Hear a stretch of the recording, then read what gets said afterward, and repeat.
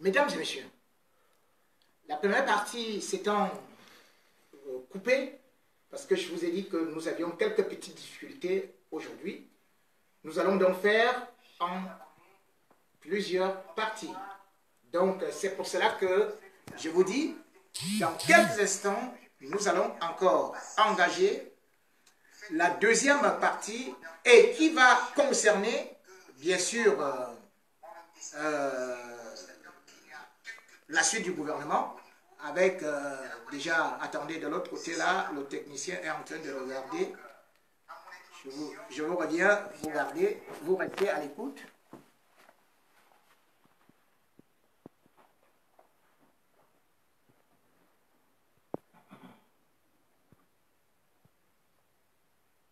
Donc, je disais tantôt, parce qu'il y avait un autre moniteur qui était en train de donner, alors qu'il s'était arrêté de lui-même, mais c'est aussi ça les aléas du direct. J'espère que les grands sorciers qui sont en train de tout faire pour que je ne puisse pas parler ne vont pas bloquer l'autre machine. Et de toutes les façons, je suis décidé à aller au bout de mon topo, tout comme je vous promets que chaque fois qu'il y aura des événements, je ne manquerai jamais à mon devoir de vous informer. Je ne manquerai jamais à mon devoir de prendre position. Je ne manquerai jamais à mon devoir de vous édifier, de vous éclairer, de vous donner les clés afin que vous connaissiez ce que ces gens vous cachent, ces gens qui continuent à vous tourner en bourrique croient, par exemple, que vous êtes des moutons alors que vous êtes des hommes. Je dois continuer mon travail d'éducateur et aussi de dénonciateur. C'est pour cela que je présente d'abord à tous ceux qui prennent tout ce temps pour pouvoir rester avec nous. Je leur présente toujours mes excuses lorsqu'il y a des inconvénients, mais sachant que cela ne vient pas de moi, mais des moyens techniques que j'essaye d'utiliser pour pouvoir vous édifier. Je parlais tantôt du ministre Issa Chiroma, qui donc aujourd'hui est devenu ministre de l'emploi. Y a-t-il un emploi qu'il va donner à des gens au Cameroun? Mais le seul emploi au Cameroun, c'est être ministre.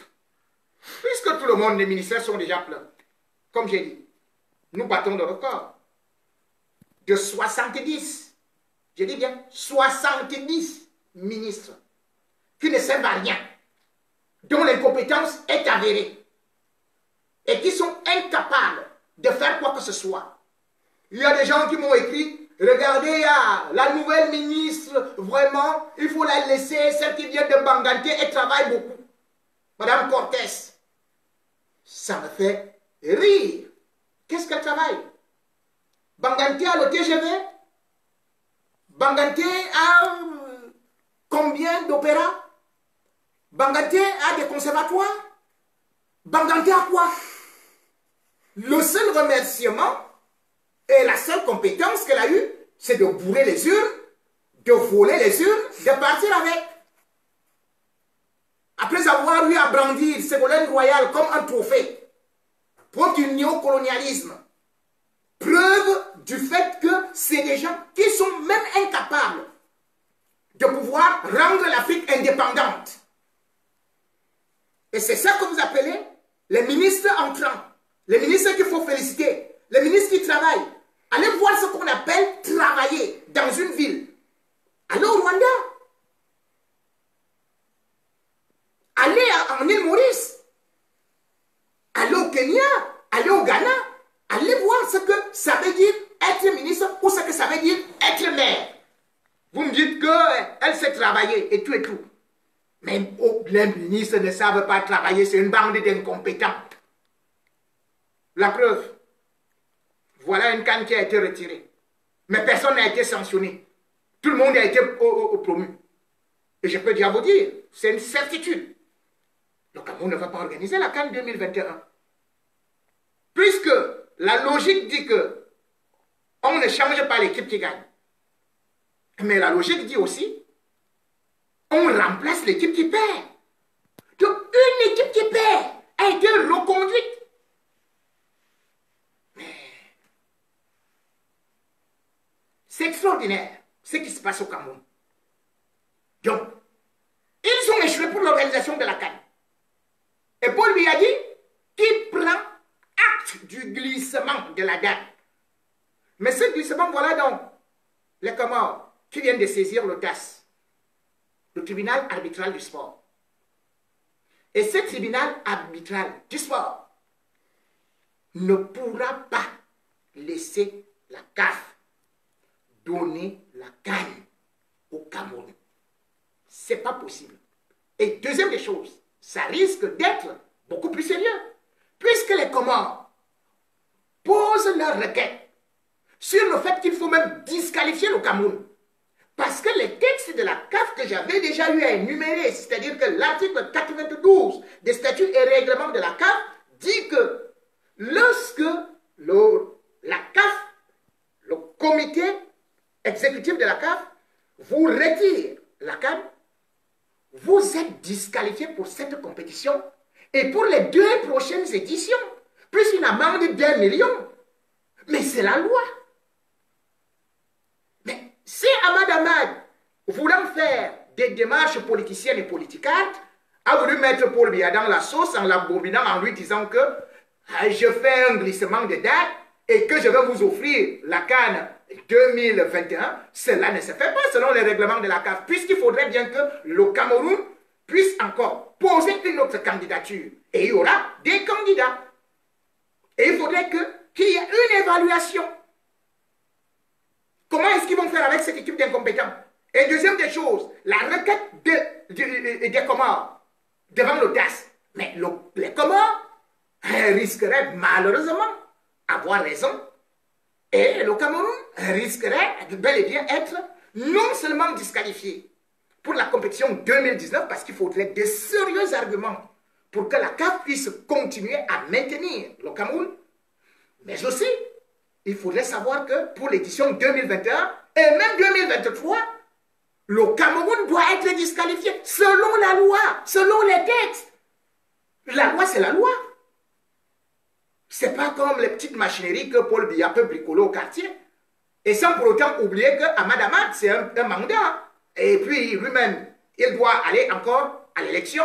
Ce qui signifie que ce qu'il dit maintenant n'est pas comme une parole biblique. Ça peut changer. Parce que lui-même, il doit aller à l'élection.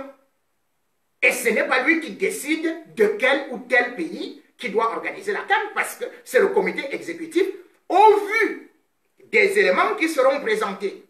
Et la Côte d'Ivoire, qui a déjà aussi saisi le TAS, qui a dit c'est une décision qui est irrégulière, qui ne répond sur aucun critère ou sur aucun fondement juridique, eh bien, la Côte d'Ivoire veut bien et va conserver sa CAN. De toute façon, la Côte d'Ivoire a jusqu'en décembre 2020. Puisque la CAF ne peut pas retirer la CAN à la Côte d'Ivoire avant toutes ces missions d'inspection. En ce temps, Paul Biya vous dit glissement. On va glisser, glisser, glisser. Jusqu'à la Guinée. Donc, quand vous voyez ces gens, la réalité, c'est qu'eux-mêmes ne croient plus. Vous voyez, ils entassent les ministres. Ils entassent les directeurs généraux. C'est quoi? C'est pour piller. C'est pour piller les caisses de l'État et s'en aller parce qu'ils savent que c'est la fin. Vous vous rendez compte? Un directeur d'une société au Cameroun touche plus que Donald Trump. Oui, Donald Trump, c'est 400 000 $ par an, le salaire. C'est-à-dire que c'est 18 millions par mois. Mais un ministre, pas même un ministre, un directeur, je vous prends. Le directeur de Tradex touche 30 millions par mois.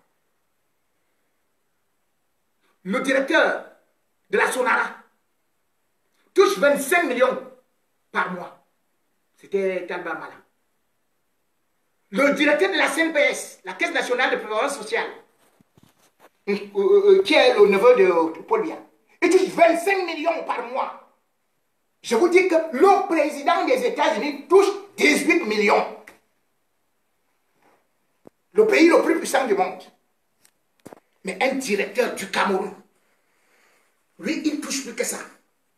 Cela veut dire que les gars, ils sont en train de faire un braquage pour s'en aller. Parce que c'est la fin des temps. Il y a la guerre anglophone dans les deux régions anglophones. Il y a la guerre. La Damawa est actuellement totalement déstabilisée. L'Est est déstabilisé. L'extrême nord est déstabilisé. Mais il reste quoi? Ces gens sont comme des souris. C'est pour ça qu'ils se sont serrés. Parce qu'ils savent que le Cameroun est en train de couler comme le Titanic. Ils ne peuvent pas redresser le Cameroun. Il n'y aura jamais d'émergence en 2035. Un gouvernement qui veut l'émergence, première des choses, c'est d'abord les coupes budgétaires. C'est d'abord la réduction du train de vie de l'État. C'est la lutte contre la corruption avec la promotion de la bonne gouvernance. Mais là, c'est la promotion de l'individualisme, c'est la promotion du népotisme, c'est la corruption de la gabegie, c'est la promotion de l'inertie. Mais on va aller où avec ça? Parce qu'ils savent qu'aujourd'hui, ce Cameroun qu'ils ont mis à feu et à sang, en guerre, ce Cameroun est en train de péricliter. Ce Cameroun, on a demandé qu'il puisse négocier avec les séparatistes, mais ce régime a carrément refusé. Mais où allons-nous? Et je vous dis, attendons-nous, parce qu'il y a quelque chose qui vient d'arriver sur le plan de la géopolitique, avec l'arrivée des Américains au Gabon. Vous êtes au courant? Les panafricains et les Biamournais disent que c'est pour aller en République démocratique du Congo. Vous rêvez? Les Américains qui arrivent, les soldats américains qui sont arrivés, qui sont envoyés par Donald Trump actuellement au Gabon, 80 sont arrivés. Vous dites, oh non, ça ne nous concerne pas, c'est pour aller en République démocratique du Cameroun, République démocratique du Congo. Ça concerne toute l'Afrique centrale. Dictateur, votre temps a sonné. Et c'est pour cela qu'ils se dépêchent. Ils disent, qu'est-ce que les Américains viennent faire? Oui, mais vous savez très bien. D'ailleurs, selon le New York Times, le New York Times a aussi affirmé que l'Église catholique du Congo a bel et bien affirmé à travers ses observateurs que c'est Martin Fayulu qui a remporté l'élection présidentielle. Or, Kabila veut faire installer son dauphin. Certainement, il y aura, comme d'habitude, des manifestations, des tirs là-bas. Et qu'est-ce que les Américains vont faire? Les Américains vont sauter sur l'occasion. Parti. Messieurs, réveillez-vous.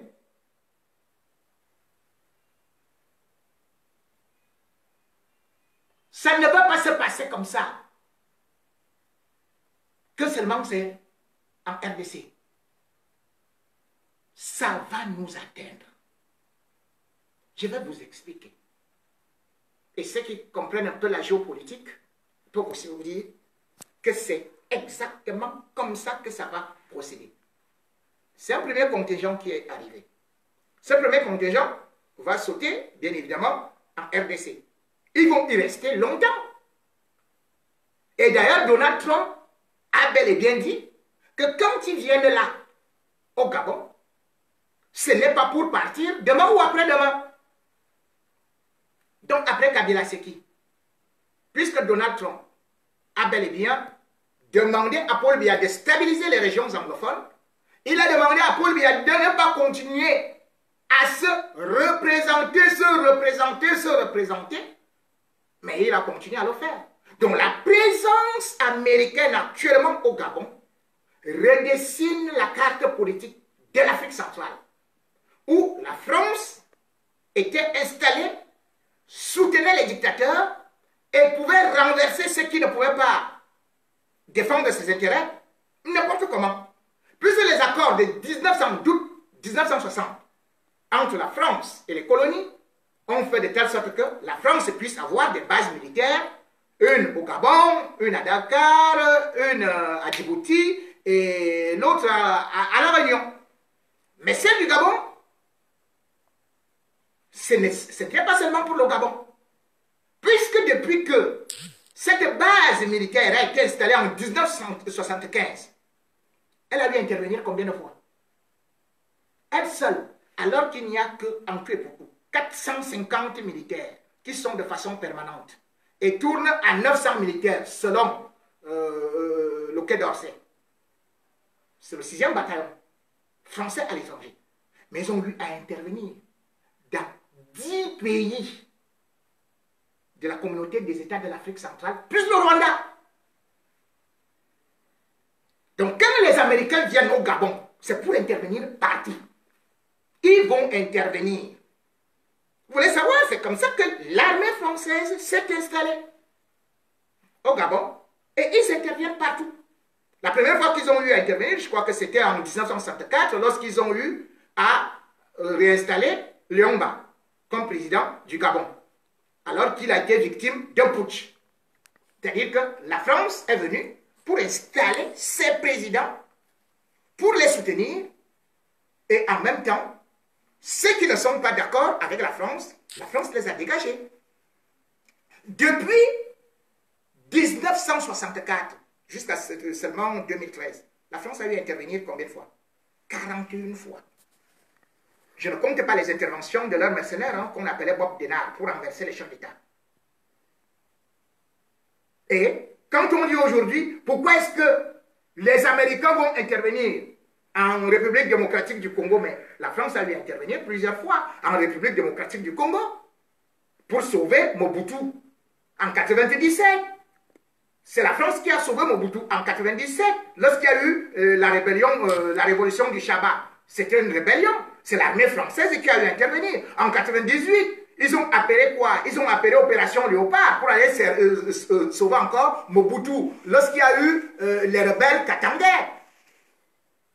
Donc chaque fois, c'est la France qui sauvait Mobutu. Au Tchad, c'était la même chose. De 68 à 72. Mais la France n'a fait que, entre Félix Maloum, entre Tel, Ngoukouni Wedey et Sénabré, a été soutenu par la France contre Ngoukouni Wedey. Et même Idriss Déby qui est là. Mais c'est l'armée française qui chaque fois l'a installé, l'a sauvé.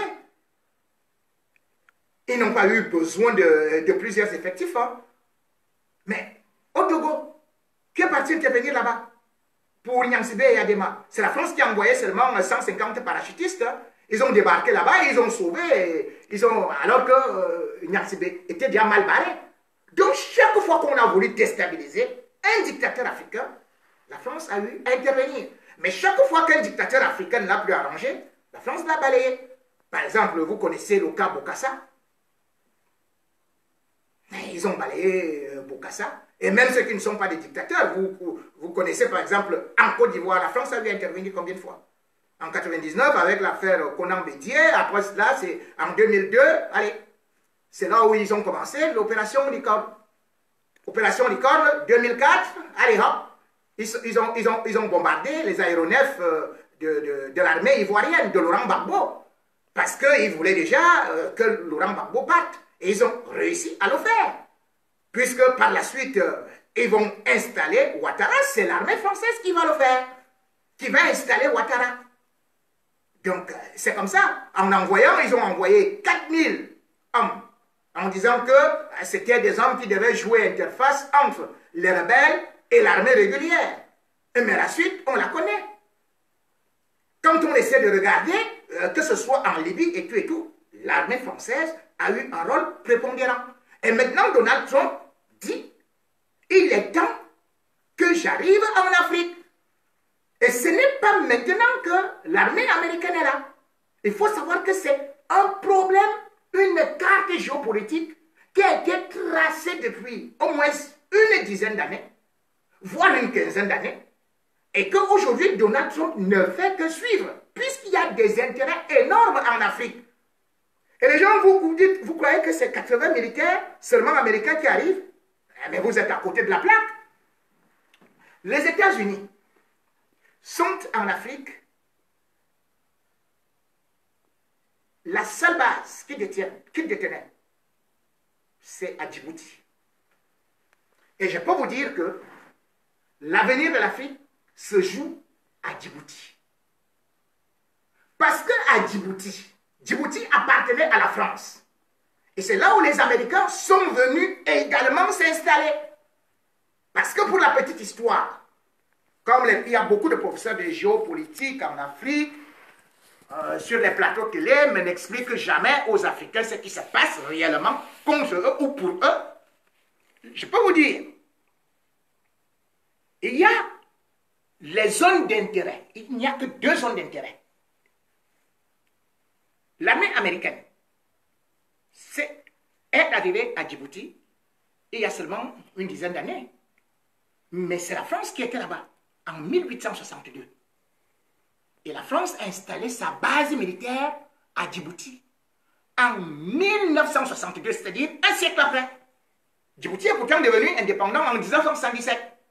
Mais c'est là-bas où il y a le plus gros contingent de l'armée française, c'est-à-dire le 5e bataillon.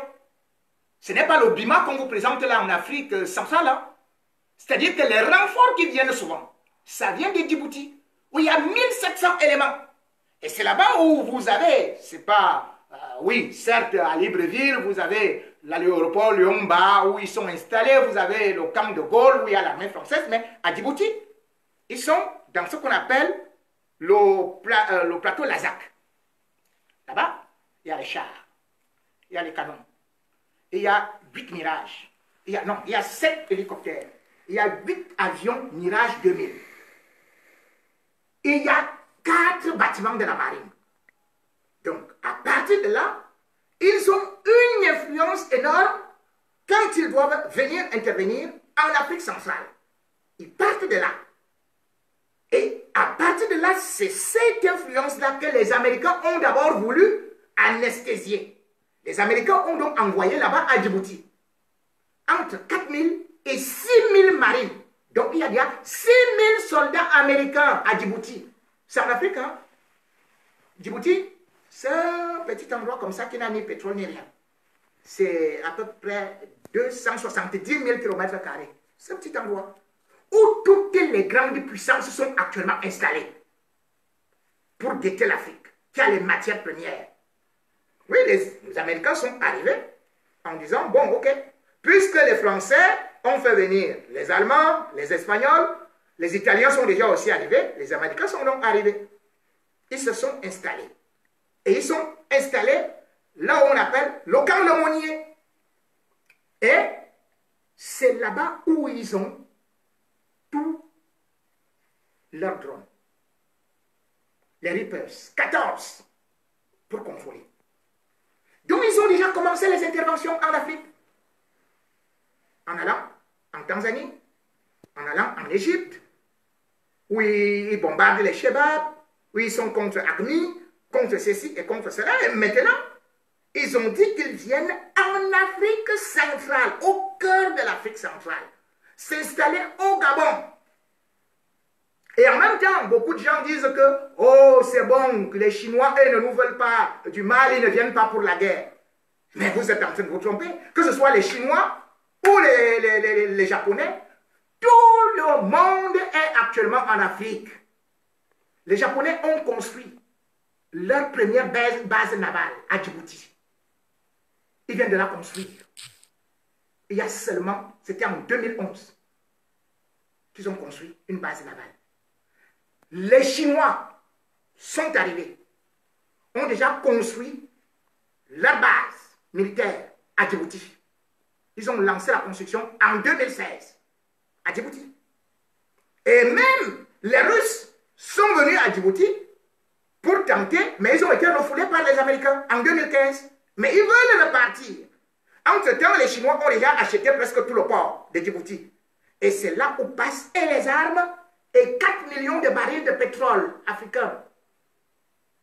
C'est le 4e endroit, le plus important du monde, où passe le pétrole. Donc maintenant, quand ils viennent en Afrique centrale, c'est pour contrer encore la France. Puisqu'aujourd'hui, la France, les Américains ont chassé pratiquement la France à Djibouti. La France n'a presque plus d'influence. Total, qui était à Djibouti, a été obligé de déménager. Puisque Total a été condamné dans un procès pour pollution en 2014. Et Air France, qui était aussi à Djibouti, a presque déménagé. Même pas presque, ils ont déménagé, ils ont maintenant une seule desserte par semaine. Pour vous dire que je vous amène à Djibouti avant de vous ramener en Afrique centrale. Cela veut dire que les Américains ont commencé à prendre la partie la plus importante. Cette fois-ci, ils viennent donc en Afrique centrale pour rebattre les cartes politiques. Et ce n'est pas la France ou Omar Bongo ou Ali Bongo, ou plutôt Ali Bongo, qui peuvent empêcher quoi que ce soit.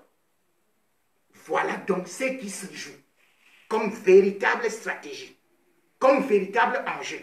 Là, ils sont actuellement installés. Que ce soit Biya, que ce soit Déby, que ce soit les Condé, que ce soit tel, eux tous, ils doivent actuellement se mettre au pas, comme les Kabila. Ils vont agir. Ce n'est pas les 80 militaires que vous avez vus là. Non, c'est pour vous dire que il y a 6 000 qui sont à Djibouti. Et d'autres qui vont bientôt arriver pour s'installer au niveau de Libreville. Au même endroit où ils sont, c'est-à-dire qu'ils seront côte à côte avec les militaires français pour les contrôler. Et voilà donc les nouveaux enjeux. Je devrais donc dire que face à une telle situation, qu'est-ce que les dirigeants africains ont pensé? Ils ont donné plutôt le fouet aux autres pour se faire battre. Si nous n'avions pas organisé nos propres guerres, si nous n'avions pas organisé nos propres déstabilisations, est-ce que les Américains, est-ce que les autres puissances seraient en train de venir intervenir dans nos conflits? Parce que nos dirigeants passent leur temps à monter les Africains contre les Africains, à voler et à créer des guerres. C'est par là que naissent le terrorisme, que naissent les rébellions. Et c'est par cette occasion que les grandes puissances profitent pour venir s'installer en disant que c'est la lutte contre le terrorisme. Et quand il y a lutte contre le terrorisme, en même temps qu'il doit payer, c'est le continent africain. Et quand on dit continent africain, c'est vous, c'est moi, c'est nos enfants, pour des générations et des générations. Nous croyons être libres. On nous a donné des indépendances, mais nous ne sommes plus indépendants. Nous sommes désormais donc sous contrôle. Nous sommes surveillés. Le gendarme du monde est déjà arrivé. Donald Trump ne rigole pas et ça va barder. Donc, à une certaine période, lorsqu'un continent, lui, est incapable de pouvoir s'auto-alimenter, peut-il se défendre? Nous n'avons rien. Nous n'avons pas d'armée. Nous n'avons même pas de quoi manger, alors parce que nous sommes incapables de pouvoir produire ce que nous-mêmes nous devons consommer. Cette guerre a commencé. C'est d'abord la guerre. Il y a une guerre alimentaire, une guerre géopolitique.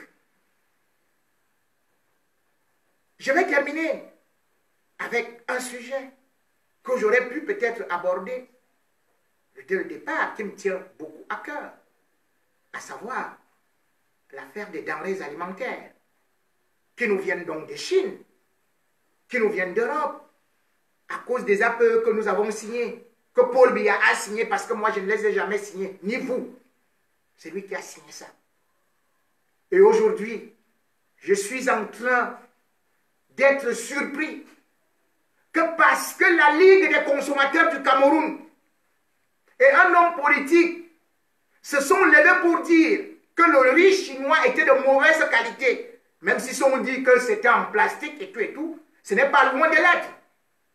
Eh bien, le ministre du Commerce est le premier à se lever pour dire ce riz-là est de bonne qualité. Voilà donc l'irresponsabilité des dirigeants africains.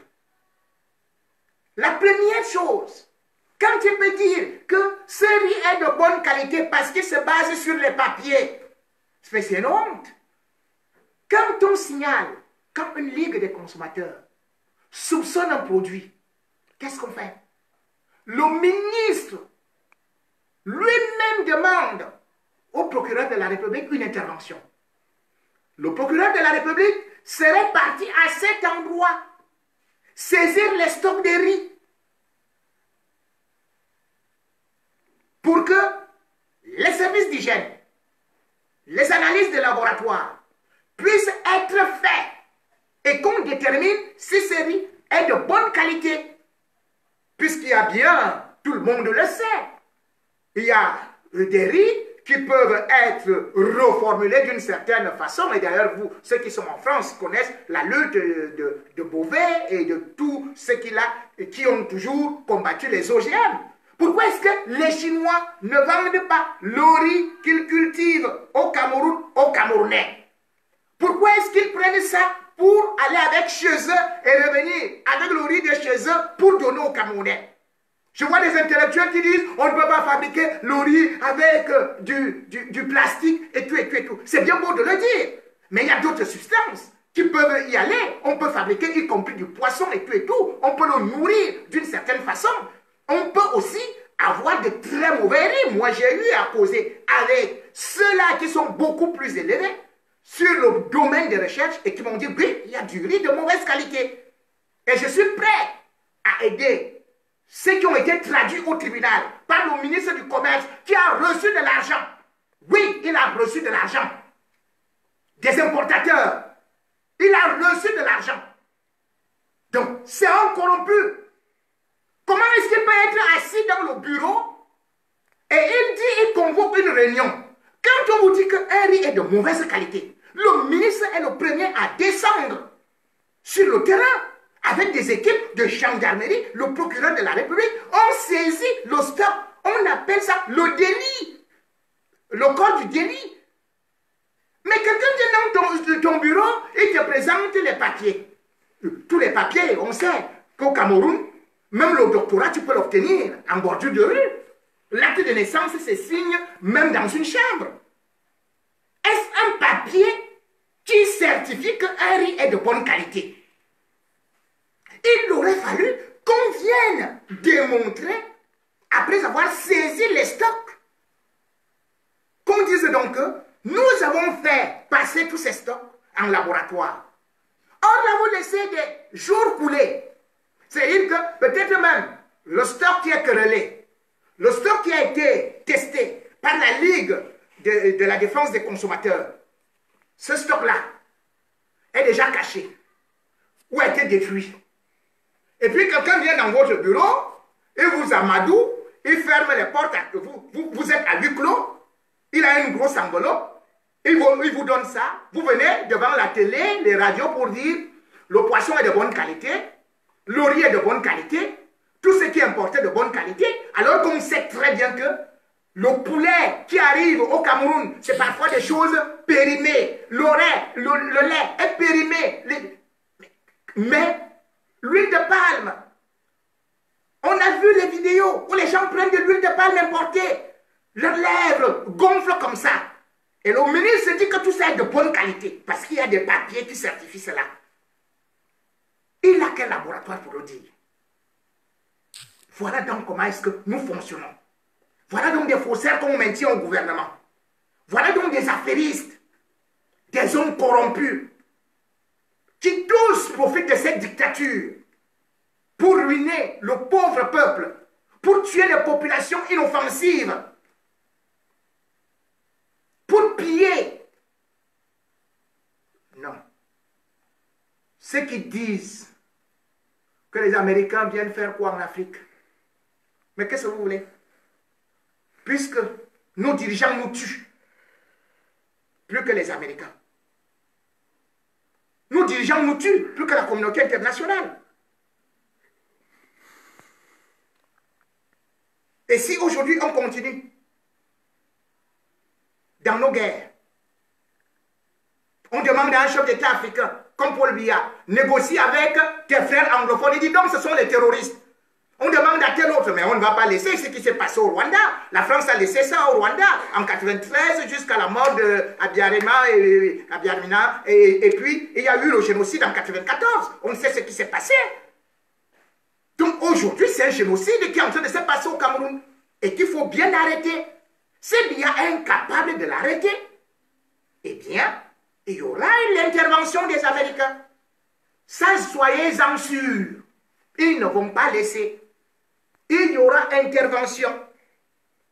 Si les dictateurs africains continuent à bourrer les urnes, continuent à bloquer les individus, à bloquer la démocratie, à mettre les journalistes en prison, à tuer les populations, mais sachez que il y aura toujours ce qu'on appelle l'intervention de la communauté internationale. Moi, je n'ai jamais été d'accord pour des interventions. Mais est-ce que nous allons aussi continuer à accepter que parce que nous avons des dirigeants qui se disent panafricains, qui se disent avoir été élus, qui peuvent modifier les constitutions, qui peuvent fusiller qui ils veulent, est-ce que nous allons continuer à accepter comme ça que chaque dirigeant africain fasse 50 ans en prison, 50 ans au pouvoir, et que le peuple africain, tous les jeunes, soient obligés de s'enfuir, de fuir les guerres, de fuir la famine, de fuir le chômage, et de venir mourir dans la Méditerranée?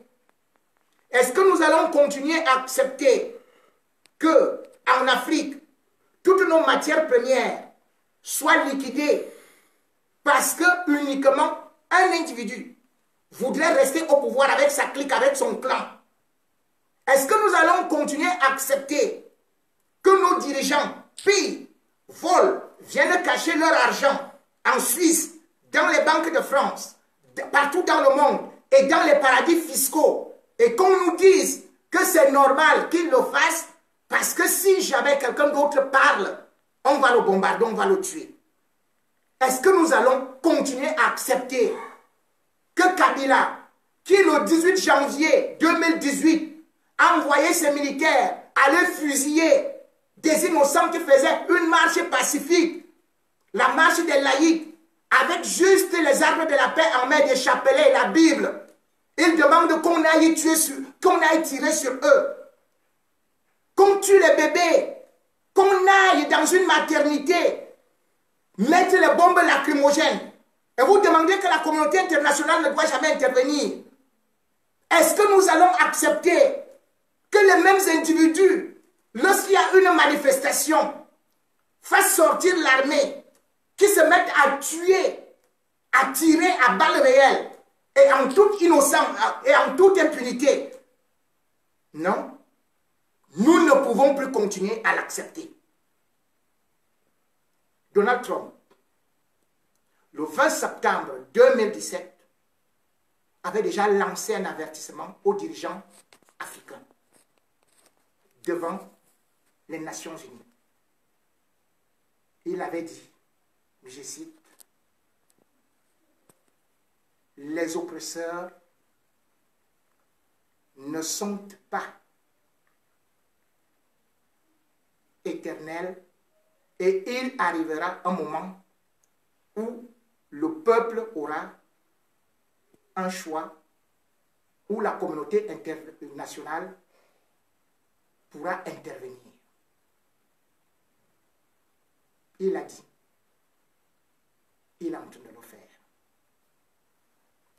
Merci de m'avoir écouté, malgré quelques aléas. À bientôt.